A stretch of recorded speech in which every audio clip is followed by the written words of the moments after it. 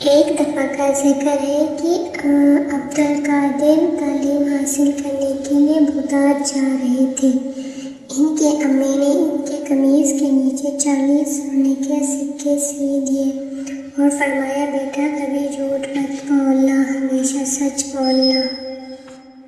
راستے میں ڈاکو نے قافلے پر حملہ کر دیا اور سب کا مال دولت لوٹ لیا۔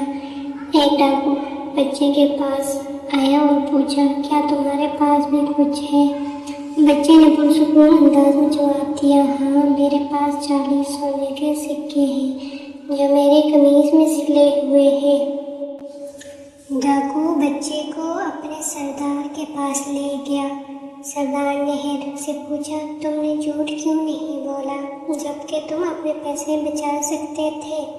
بچہ نے جواب دیا، میری ماں نے مجھ سے ہمیشہ سچ بولنے کا وعدہ لیا تھا، میں تھوڑی سی پیسے کے لیے اپنی ماں سے کیا ہوا وعدہ کیسے توڑ دیتا؟